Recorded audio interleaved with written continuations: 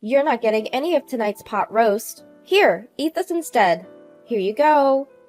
But this is leftover soup and salad from 2 days ago. It might have gone bad, but you can handle it, right? Don't be wasteful. Eat up. I don't want to waste good meat on you. I can't eat this. What was that? Leftovers are perfect for you. Stop complaining and eat up. My mother-in-law always directs such nastiness towards me. She's so obnoxious, it just gets under my skin. My name is Mary, a 27-year-old woman juggling both work and home responsibilities. I got married only a year ago, so I don't have any kids yet. Right now, we're living with my husband's family in their house. I never wanted to live with my in-laws, but since my husband is the eldest son, we didn't have much choice. I thought it was ridiculous to live with my in-laws in this day and age, but both my husband and my mother-in-law hold on to old-fashioned values. Moreover, my father-in-law is no longer with us, and my husband expressed his concern for his mother. I have no idea what he's worried about. She's still so full of life. My brother-in-law is single and working overseas, so I guess that's just how it has to be. But I still hate it. Now, even my husband has started being mean to me, following in his mother's footsteps. He never said anything mean before we got married, but his attitude changed drastically. I feel deceived. He's always acting superior, and he always yells at me. It gives me a headache. Hey you! Why is my shirt so wrinkled? Huh? Is it wrinkled? Yeah, I'll be embarrassed at work like this. Can't you even iron properly? Why can't you do something so simple? No, I did iron it. Your properly is not proper at all. Realize that. What a useless wife you are. Huh. That's so mean. You don't have to say it like that. Are you talking back to me? Your face is as wrinkled as this shirt. And you're annoying. Seriously, you look older than you are. It's a turnoff. Oh, really? Before we got married, he used to call me adorable. He treated me like a princess. But now, he insults my appearance and laughs about it. I don't understand why he would say such a thing. I'm not wrinkled or anything. It crossed my mind that he's actually balding for his age. I even found myself wishing that he would go completely bald one day.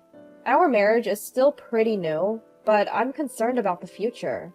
Sometimes the word divorce even flashes through my mind. I was exhausted every day, and once I finished the housework after getting home from work, I felt like I was about to collapse. But my mother-in-law never helped with the chores.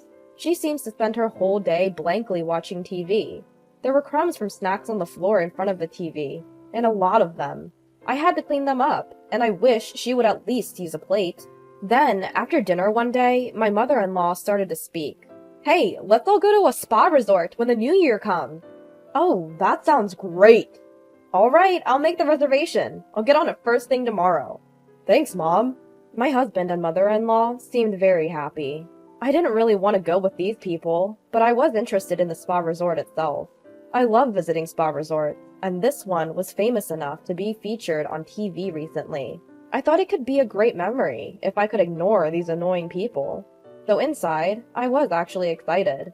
After this, my mother-in-law said she had something to discuss. I wondered what it was and headed to the living room. You know, we only have a small car, right? So I was hoping we could borrow your family's minivan. After all, we can load lots of luggage in it. All right, I guess. My father has both a minivan and a small car. He usually commutes in the small car and uses the minivan for shopping trips or camping, which is his hobby. When I called my father, he readily agreed to lend it to us. With that, we welcomed the end of the year vacation. I had to clean the house, so it was again incredibly busy.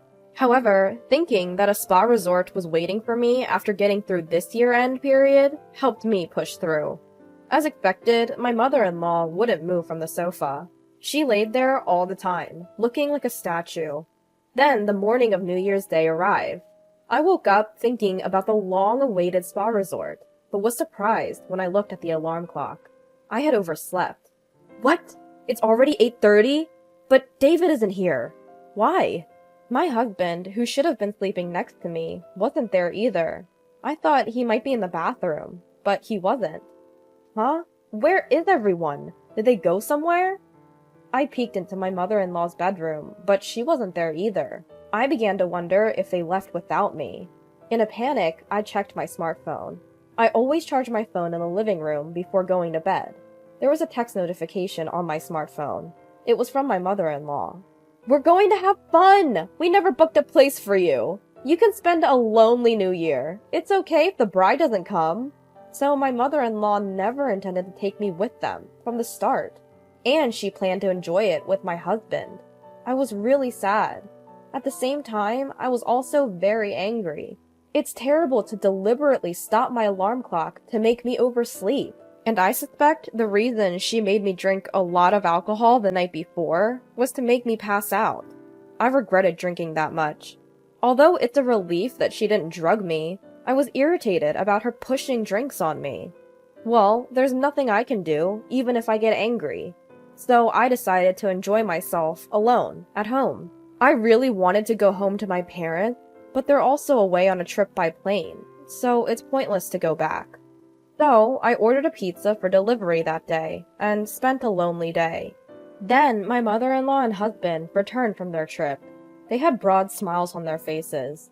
"It was so fun! It was the best! I want to stay there again. Of course, without you, Mary." "Here, this is a souvenir." "What is this?" "It's a stone I found lying around. It suits you perfectly." "Oh, is that so?" I couldn't help but think that my mother-in-law was extremely spiteful. Frustrated, I went to return the minivan to my parents' house. I thought they would be home by now. When I arrived at my parents' house, my father came to greet me. "Did you enjoy the spa resort? That famous spa should have been quite satisfying." "I didn't go because I'm the bride." "What?" "I was told by my mother-in-law that it's fine if the bride doesn't come. I was left behind. When I woke up in the morning, no one was there." "What?" After that, my father started to do something. Then he had me sit in the passenger seat of the minivan and started driving. The car was headed back to my in-laws' house. When I glanced at my father's face as he drove, he seemed to be angry. Well, any father would get angry if their daughter was treated that way. But I was taken aback because I had never seen such a look on my usually calm father's face. Then my father stormed into my in-laws' house with something in his hand. My mother-in-law came out. "Oh, hello, and Happy New Year! Sorry for borrowing your minivan." "Happy New Year. Speaking of which, you left our daughter behind, didn't you?" "No. Mary said she had a fever and couldn't go, so we had to leave her behind reluctantly. I even offered to take care of her." My mother-in-law was lying through her teeth, with a smirk on her face. She definitely never said anything like that, and I wasn't even sick with a cold. I wondered how she could tell such an obvious lie. I thought something must be wrong with her brain. "Oh, really? But our daughter said she was left behind. She told us she received a message on text saying, 'It's fine if the bride doesn't come.' Did I say that? I don't remember." "You did! Look at this text!" I showed her the text messages. However, she still insisted she was innocent. I was surprised at how thick-skinned she was to still deny it, even cornered this far. In a sense, it was admirable. "You're still saying that, huh? You're truly a sad person. Oh, by the way, can I charge you for the cleaning of the car interior?" "What? Why?" "Because you dirtied it. With a married man, nonetheless. What a filthy and disgusting scene." What are you talking about?" "This right here. It was captured by this dual camera." What my father had in his hand was a dash cam. This one has dual cameras, so it can record not only the outside, but also the inside of the car. The advantage of being able to record the inside of the car is that it can provide evidence that you were driving safely.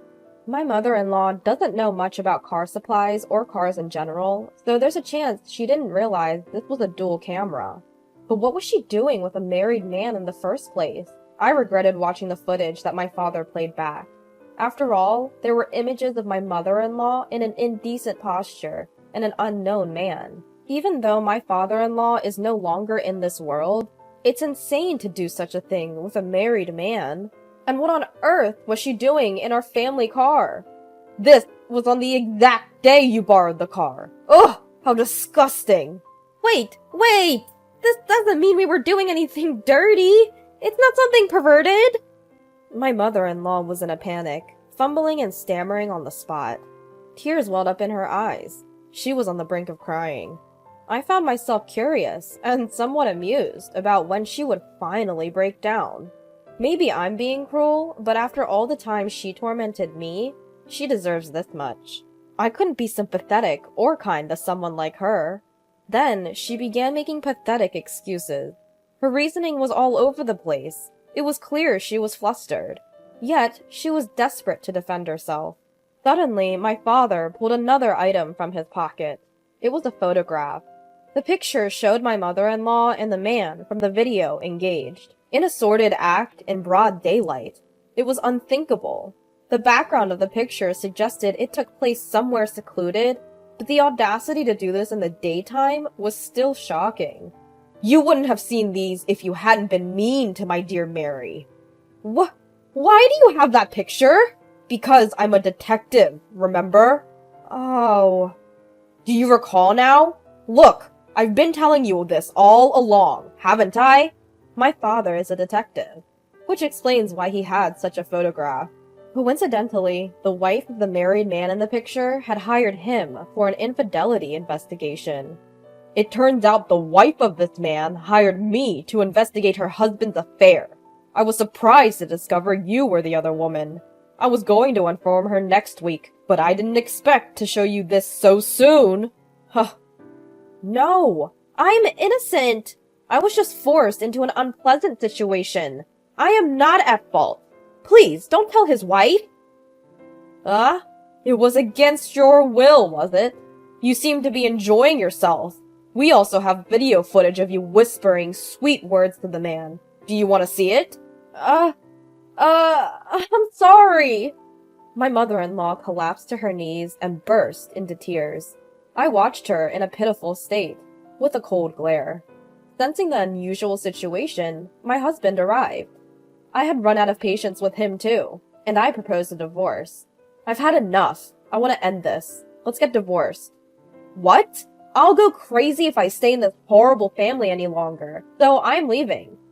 Hold on. What will happen to our living expenses if you leave? Huh? I was fired a while ago. My husband dropped a bombshell. Apparently, he had been fired at the end of the year.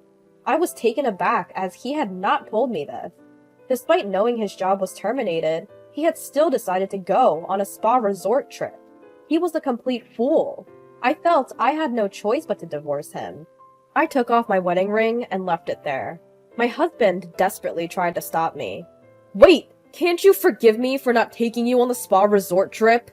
It's not just about the trip. I don't want to be with you or your mother anymore. If you want to live with your mother that much, then go ahead, you mama's boy. Please wait. Don't go. I got a lawyer and proceeded with the divorce. My ex-husband seems to be having trouble managing his living expenses now that I'm gone.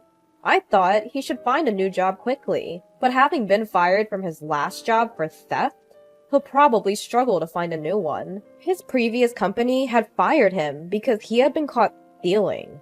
Apparently, they decided they couldn't trust him and didn't need someone like that. Unsurprisingly, the wife of my mother-in-law's lover demanded compensation for the affair. She ended up spending all the money left by my father-in-law to settle the payment. I haven't seen my ex-husband or ex-mother-in-law since, but I imagine they're probably living a hard life. It doesn't matter to me anymore. Currently, I'm living alone and enjoying my work. I made the right decision not to have a child with my ex-husband.